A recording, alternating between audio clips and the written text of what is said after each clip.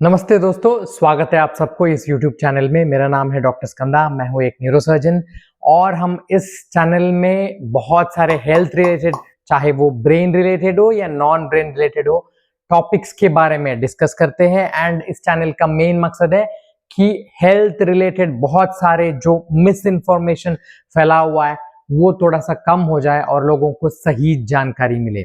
तो अगर आप इस चैनल में पहली बार आए हो तो जरूर इस चैनल को सब्सक्राइब कीजिए ताकि आपको सही इंफॉर्मेशन सही टाइम पे मिल जाए। तो बिना कोई देरी के हम आज का टॉपिक शुरू करेंगे। आज का टॉपिक ये है कि ब्रेन ऑपरेशन के बाद कितने दिनों बाद मरीज ड्राइव करना शुरू कर सकता है, और इसको और अच्छे से मैं बोलूं तो ब्रेन ऑपरेशन के कितने दिनों तक या कितने महीनों तक पेशेंट को ड्राइविंग नहीं करना चाहिए। देखिए, ये एक बहुत कॉमन सा क्वेश्चन है एंड क्वाइट अंडरस्टैंडेबल भी है। एक जो रिकवरी के बारे में जो मेरे सीनियर्स ने, मेरे टीचर्स ने एक चीज मुझे बताया था जो मुझे बहुत अच्छे से याद है। रिकवरी क्या होता है? रिकवरी सिर्फ डिस्चार्ज होना नहीं है। रिकवरी वो होता है जब पेशेंट जो काम पहले कर रहा था उसको रेज्यूम करे, वो होता है सही रिकवरी। तो इसीलिए उस हिसाब से भी ये जो ड्राइविंग वाला जो मामला है वो इंपॉर्टेंट होता है, क्योंकि पेशेंट के लिए अगर वो ड्राइव भी नहीं कर पा रहा है तो वो भी एक प्रॉब्लम है। एस्पेशली मान लो अगर पेशेंट का जो ऑक्यूपेशन है वो ड्राइविंग ही है, अगर वो खुद ड्राइवर है, चाहे वो ऑटो रिक्शा ड्राइवर हो या कैब ड्राइवर हो, तो उसके लिए वो एक बहुत बड़ी चीज है ड्राइविंग के लिए वापस जाना। तो इसीलिए उस हिसाब से भी ये टॉपिक बहुत ही इंपॉर्टेंट है। अगर हम कहते हैं कि कुछ दिनों तक या कुछ टाइम तक ड्राइविंग नहीं करना चाहिए, तो वो इसको हम दो कैटेगरी में डिवाइड कर सकते हैं। एक कैटेगरी ये है कि मरीज को ब्रेन ऑपरेशन के बाद फिट्स आने का खतरा रहता है, दौरे आने का खतरा रहता है, तो उस कारण से हम कुछ दिनों तक अवॉइड करने के लिए बोल सकते हैं। या दूसरा कारण ये कि उसका जो ओवरऑल फंक्शन करने का जो कैपेसिटी है वो हो सकता है कुछ टाइम तक कम रहे। जब मैं कह रहा हूं कि उसका नॉर्मल फंक्शनिंग कैपेसिटी कम है, तो वो किसी भी चीज में हो सकता है। वो हो सकता है उसका जो डिसीजन टेकिंग एबिलिटी, उसका जो जजमेंट, उसका जो जो सेकेंड्स में जो डिसीजन लेने हैं, तो वो हो सकता है कुछ दिन तक थोड़ा सा डाउन हो। या हो सकता है उसके शरीर में, चाहे वो लेफ्ट साइड में हो, राइट साइड में हो, हल्का फुल्का सा वीकनेस रहे, या और इंपॉर्टेंट थोड़ा सा बैलेंस उसका दिक्कत हो। तो ये जरूरी नहीं कि ये सब चीज हो, बट ये हो सकता है। तो ये दो ब्रॉड कैटेगरीज हैं जिसके वजह से शुरुआत के कुछ दिनों में हो सकता है पेशेंट को हम ड्राइविंग करने से रोके। तो पहला जो कारण है फिट्स आने का खतरा, उसके बारे में बात करते हैं। अब इसमें भी हमें दो चीजों को बहुत अच्छे से समझना है।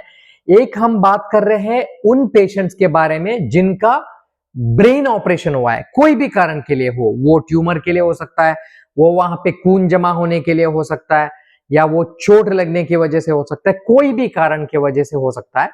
दूसरा वो कैटेगरी है जिन पेशेंट्स को एपिलेप्सी है, मतलब बहुत सारे दौरे आने के चांसेस है एंड वो इस चीज के लिए टैबलेट ले रहे हैं। तो जो एपिलेप्सी पेशेंट है उनके बारे में हम बाद में बात करेंगे। पहले हम उन पेशेंट्स के बारे में बात करेंगे जिनका ब्रेन का ऑपरेशन हो गया, चाहे वो चोट लगने की वजह से हो, ट्यूमर हो, ब्लीडिंग हो, कोई भी कारण से हो। तो ब्रेन के ऑपरेशन होने के बाद यूजुअली जो आपका ट्रीटिंग सर्जन है वो बहुत सारे चीजों को कंसिडर करते हुए आपके ऊपर रेस्ट्रिक्शंस लगाएंगे। सबसे जो जरूरी चीज जिसको कंसिडर करना है कि क्या पेशेंट को ऑपरेशन से पहले या ऑपरेशन के बाद कोई दौरा आया था कि नहीं आया था। अगर पेशेंट को फिट्स था, मान लो उसका जो ऑपरेशन है वो ब्रेन ट्यूमर के रिमूवल के लिए, ब्रेन ट्यूमर को निकालने के लिए किया था, एंड ऑपरेशन से पहले, मतलब जब पेशेंट के दिमाग के अंदर ब्रेन ट्यूमर था, तब अगर पेशेंट को ब्रेन ट्यूमर की वजह से फिट्स आ रहे थे, तो ऑपरेशन के बाद भी फिट्स आने के रिस्क होते हैं एंड वो थोड़ा सा ज्यादा होता है। तो चाहे ब्रेन ट्यूमर का ऑपरेशन करते वक्त कंप्लीट ट्यूमर को निकाला हो या थोड़ी बहुत रेसिडुअल रहा हो, कोई भी कारण हो, बट अगर पेशेंट को एक बार फिट्स आया था तो उसको दोबारा आने के चांसेस ज्यादा होते हैं। हाँ, मतलब पेशेंट को फिट्स ना आए उस चीज के लिए डेफिनेटली मेडिसिन तो चालू रहता ही है, उसमें कोई डाउट नहीं है। ब्रेन ट्यूमर के ऑपरेशन के बाद या कोई भी ब्रेन के ऑपरेशन के बाद अलग अलग टाइप के मेडिसिन कुछ समय तक चालू रहता है, बट इसके बावजूद अगर पेशेंट को फिट्स आया था पहले तो उसके बाद भी आने के चांसेस ज्यादा होता है। तो इस चीज के लिए मरीज को एटलीस्ट 3 महीने तक, but on the safer side 6 months तक हम ड्राइविंग करने से रोक देते हैं। जब मैं 6 मंथ्स कहता हूं तो ये ऑपरेशन से नहीं, लास्ट फिट से, जब भी उसको फिट्स आ गया उसके बाद 6 महीने तक अगर उसको फिट्स नहीं आया तो उसको हम कुछ हद तक सेफ मान सकते हैं कि हाँ, हम अभी ड्राइविंग के बारे में सोच सकते हैं। मैं इसलिए बोल रहा हूं सोच सकते हैं क्योंकि और भी बहुत सारी चीजों को कंसिडर करना है, जैसे कि किस कारण के लिए ब्रेन का ऑपरेशन हुआ था, क्योंकि कुछ कुछ ट्यूमर्स ऐसे हैं जिसमें फिट्स आने के चांसेस ज्यादा है, वो चाहे ट्यूमर का नेचर हो या ट्यूमर का लोकेशन हो। कुछ कुछ एरियाज में फिट्स आने के चांसेस ज्यादा होता है। सेम चीज इवन अगर कुछ कुछ चोट लगी थी, ब्रेन इंजरी के लिए अगर ऑपरेशन हुआ है, तब भी हमें ये देखना पड़ेगा कि एक्सटेंट ऑफ इंजरी क्या है, कौन कौन से एरियाज ज्यादा इंजर्ड है, तो उसके बेसिस पे भी हमें डिसीजन लेना पड़ता है। मान लो अगर पेशेंट को कुछ कुछ एरियाज में ब्लड कलेक्टेड था, तो जो मोस्ट कॉमन है उसको हम कहते हैं क्रॉनिक सबड्यूरल हेमाटोमा, एंड अगर पेशेंट को कभी फिट्स नहीं आया था, ऑपरेशन के बाद भी नहीं आया था, तो ऐसा कोई हार्ड एंड फास्ट रूल नहीं है। फिर भी ऑन द सेफर साइड हम ये कहते हैं कि एटलीस्ट 3 महीने तक ड्राइव मत करो। बट अगर कोई कहे कि आज तक फिट्स नहीं आया है तो वैसे भी प्रोफाइलैक्टिकली टैबलेट रहेगा, तो क्या ड्राइव कर सकते हैं क्या, तो वो फिर बहुत सब्जेक्टिव बन जाता है। इसमें एक बहुत इंपॉर्टेंट चीज मुझे कहना है कि इंडियन गवर्नमेंट का इसको लेके ऐसा कोई रूल या लॉ नहीं है। कुछ कुछ कंट्रीज में ये है, जैसे यूके में है कि 6 मंथ्स तक सीजर फ्री इंटरवल होना चाहिए, मतलब फिट्स नहीं आना चाहिए। बट इंडिया में इंडियन गवर्नमेंट से ऐसा कुछ स्पेसिफिक रूल नहीं है, बट इसको मेनली आपका ट्रीटिंग डॉक्टर ही डिसाइड करते हैं। And usually most of the surgeons safe period जो है उसको 6 मंथ्स ही मानते हैं। 6 मंथ्स तक अगर कोई फिट्स नहीं आया तो तभी हम ड्राइव करना सेफ मानते हैं। तो ये हो गया ब्रेन के ऑपरेशन के बाद। जो एपिलेप्सी पेशेंट्स है उनका अलग है, जिनको बहुत सारे दौरे आ चुके हैं, जिसके लिए वो टैबलेट ले रहे हैं, चाहे वो 1 टैबलेट हो, 2 टैबलेट हो, 3 टैबलेट हो। तो इंडियन एपिलेप्सी एसोसिएशन का जो गाइडलाइन है वो ये कहता है कि एटलीस्ट 2 साल तक फिट्स नहीं आना चाहिए, तभी जाके पेशेंट ड्राइव कर सकता है। एंड अगर पेशेंट के जो फिट्स है वो अनकंट्रोल्ड है तब तो बिल्कुल नहीं करना चाहिए।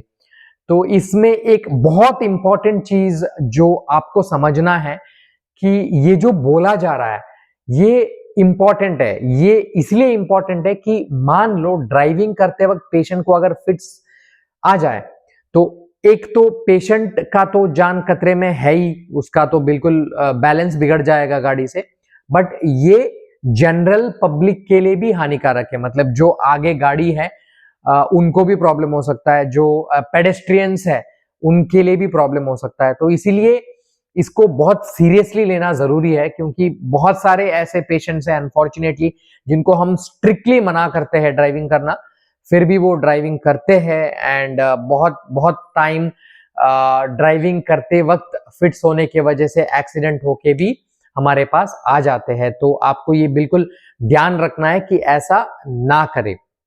तो जो दूसरा पॉइंट है, जो दूसरा कारण है जिसके वजह से हम ड्राइविंग करने के लिए मना कर सकते हैं, वो ये है कि पेशेंट का ओवरऑल कंडीशन कैसा है, क्या उसको किसी तरीके का रेसिडुअल प्रॉब्लम है, चाहे वो डिसीजन टेकिंग में हो, जजमेंट में हो, या फिर कोई कमजोरी हो या फिर बैलेंस का इश्यू हो, तो ऐसे अगर सिचुएशंस है तो ऑब्वियसली आपके सर्जन ये आइडिया लगा सकते हैं कि ये कितने दिनों में ठीक होने वाला है। अगर पहला सवाल तो ये कि ठीक होने वाला है या नहीं ठीक होने वाला है, अगर ठीक होने वाला है तो लगभग कितने समय में ये ठीक होने वाला है, एंड उसके बेसिस पे आपका सर्जन आपको एडवाइस करेंगे।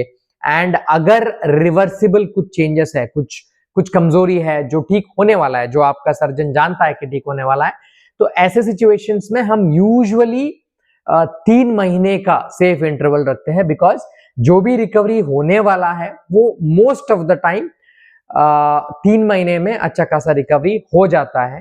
एंड कुछ पेशेंट्स में 6 मंथ्स या 9 मंथ्स तक भी स्लोली रिकवरी हो सकता है, डिपेंडिंग ऑन की कंडीशन क्या है। तो ऑब्वियसली उसके बेसिस पे भी आपको आपका सर्जन एडवाइस करेंगे कि आप इतने दिनों बाद कोशिश कर सकते हैं ड्राइविंग करने की। इसमें एक इम्पॉर्टेंट चीज जो ज्यादातर पेशेंट्स हमें पूछते हैं वो ये कि डॉक्टर साहब हम फिट्स ना आने के लिए टैबलेट तो ले ही रहे, तो फिट्स तो नहीं आना चाहिए, फिर तो हमें ड्राइविंग करने में तो कोई प्रॉब्लम नहीं होना चाहिए, है ना? तो नहीं, ऐसा नहीं होता है। बिकॉज फिट्स ना आने के मतलब एंटी सीजर जो मेडिसिन है उसको लेने से आप फिट्स आने के चांसेस कम कर देते हो, लेकिन टैबलेट लेने से फिट्स नहीं आएगा ऐसा कोई भी गारंटी आपको नहीं दे सकता। टैबलेट लेने के बावजूद फिट्स आ सकता है, या फिर ये भी हो सकता है कि आपने जो आपका टैबलेट का डोजिंग है उसको थोड़ा सा डिले कर दिया, उसके वजह से भी फिट्स आ सकता है। तो इसीलिए सिर्फ ये है कि आप टैबलेट ले रहे हो उस कारण से आपने ड्राइविंग करना शुरू किया, ऐसा प्लीज मत करिए। जैसे कि मैंने पहले बोला था, ये आपके लिए भी डेंजरस है, जनरल पब्लिक जो आपके आसपास रहेंगे जब आप ड्राइविंग करोगे तो उनके लिए भी डेंजरस है। ब्रेन सर्जरी के बाद या फिर एपिलेप्सी पेशेंट्स को ड्राइविंग करने के साथ साथ और भी कुछ ऐसे एक्टिविटीज है जिसको करने के लिए हम मना करते हैं। तो देखते हैं क्विकली कि ऐसे कौन से एक्टिविटीज इन पेशेंट्स को नहीं करना चाहिए। तो ड्राइविंग के अलावा एक और जो इम्पोर्टेंट एक्टिविटी है जो उनको नहीं करना चाहिए वो है स्विमिंग, क्योंकि जब आप पानी के अंदर रहोगे तो अगर आपको फिट्स हो जाए तो ऑब्वियसली आपका कंट्रोल बिगड़ जाएगा और आप डूब सकते हो उसमें। एक और एक्टिविटी जो आपको नहीं करना चाहिए वो है हेवी मशीनरी के आसपास काम करना, क्योंकि हेवी मशीनरी के आसपास आप जब काम करोगे तो आपका पूरा अटेंशन वहीं पे होना चाहिए, क्योंकि अगर आपका बैलेंस बिगड़ जाए तो उस हेवी मशीनरी से आपको प्रॉब्लम्स हो सकते हैं, तो उसको भी हम कुछ समय तक मना कर देते हैं। उसके अलावा हो गया deep sea diving, mountain climbing, तो ये भी ऐसे कुछ एक्टिविटीज है जिसको ब्रेन ऑपरेशन के बाद या फिर अगर पेशेंट को एपिलेप्सी है तो जितने दिन के लिए आपके डॉक्टर्स ने बोला है उतने दिन तक आपको अवॉइड करना चाहिए।